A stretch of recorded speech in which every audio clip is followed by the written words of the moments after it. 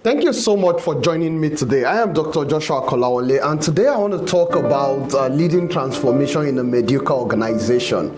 If you find yourself in an average or failing organization, how do you lead transformation in that kind of setting? Don't forget my book, Transforming the Impossible, page 166, at the end of the chapter that was devoted to leadership. I actually wrote about the leadership transformation in a failing or sub-average culture. So if you have not gotten this book, it's time for you to check it out. I also have the workbook that is related to this book. It's the Transforming the Impossible workbook. You also need to pick this up. Now, to go to our discussion, mediocrity is defined as the state of being average, being ordinary, or not very good at something. So it's an integral quality of a mediocre system to produce substandard outcomes and accomplishment. And this is when people inject average capabilities with a huge degree of ignorance, inconsistency, and maybe complacency, disorderliness, and indiscipline. Today, I want us to review a critical question I got from one of my clients who says, I'm a civil servant in Nigeria, and I've just been transferred to head one of our branches, and I just discovered that the work culture there is largely mediocre. It's lackadaisical. People don't show up at work, or they even skip many days and not show up at work. So I gathered from those who had been there for years that more or less it's like an integral attitude or a calcification that happened over the years. In my first week, he asked the HR to serve everyone warning, which is like a reactionary measure, right? But it seemed that things just nosedived, and what they did was to form a solidarity amongst themselves to sabotage the system as a whole. How do I lead people into corporate efficiency and transformation in this kind of setting? This is the question that was posed, and as a transformational leader, you remember we have four ideals. The first of the four classical values we say is idealized influence, inspirational motivation, intellectual stimulation, and individualized consideration. I'm going to be talking about some 12 critical points on how to lead transformation if you find yourself in a negative work culture.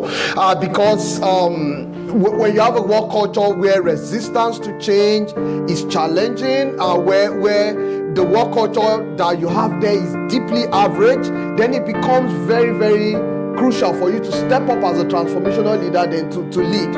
How do you get people's attention in such scenario? Number one is to build trust. To build that connection, you have to first assimilate with the system. You have to build that empathetic nature to be able to connect with them.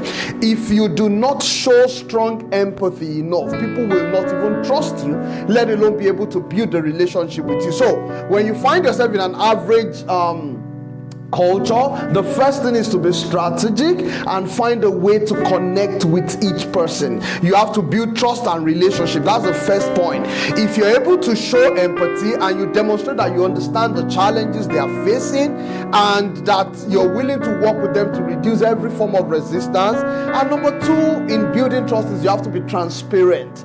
You have to communicate openly, express what the expectations are. And I am not saying this would happen overnight. This will take a while for people to trust you, but you need to remain consistent because there's going to be a lot of bottlenecks.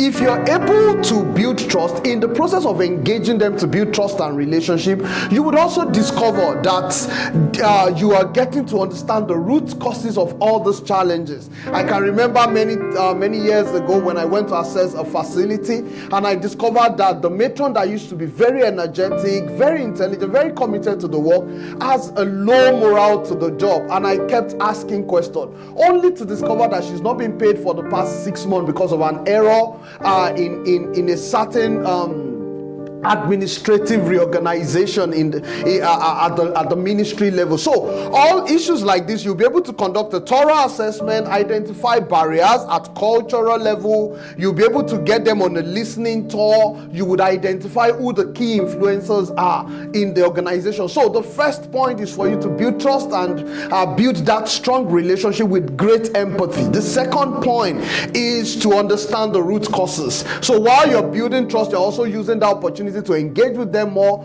to understand the root causes of the challenge. Then the third thing you need to now do is to lead by example. You need to ensure the quality of expectation you're demanding from them, you're actually demonstrating it irrespective of the challenges you're facing. And how do you keep doing this? As you're leading by example, you're setting clear vision and expectation. You communicate your vision in a very clear way by ensuring you demonstrate high performance yourself, punctuality yourself, and professionalism. So you're bringing forth performance, punctuality, and professionalism.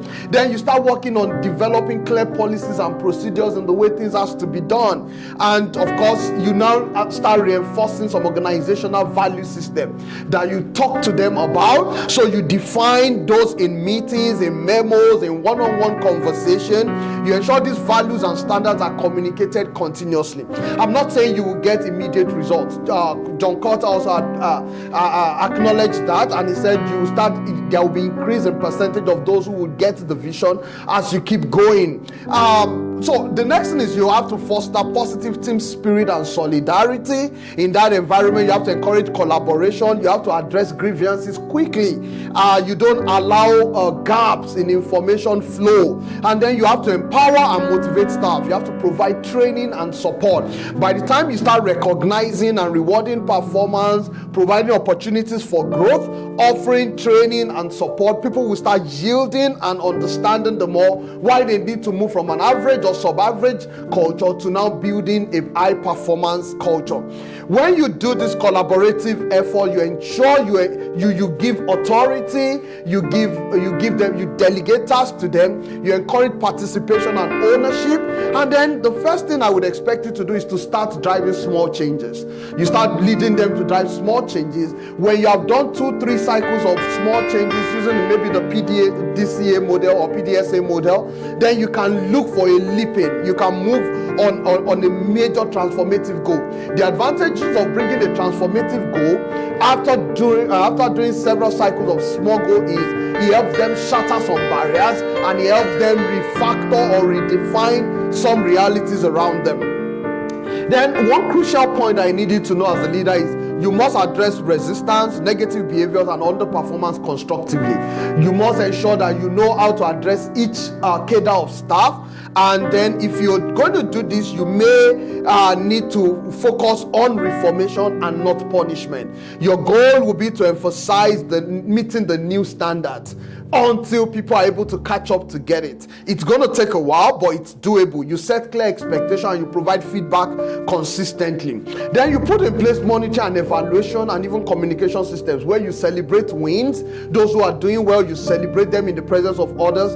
This starts reducing the resistance and the heart of others to join the new reality. So you communicate success, celebrate milestones, you share the vision regularly.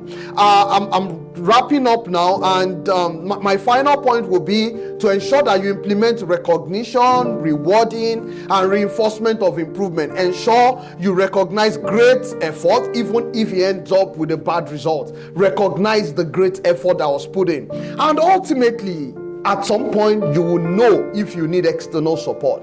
If you need to consult HR unit, get external consultants to come and do some seminars, workshop programs, work with the team to integrate themselves. If you need external support as a transformational leader, then be open to that. I want you to know that by combining the concept of empathy with clear expectation, positive reinforcement, consistent leadership demonstration, and you can gradually transform the work culture in your new environment. The key to this is to be patient, to be persistent, recognizing that cultural changes take a while, because the goal is for you to change the people and expect the people to change the culture. And when they change the culture, the processes will change and they would yield high-performing outcome. I want to thank you so much for listening. I am Dr. Joshua Kolawole from Valdymas Intelligence LLC. Thank you.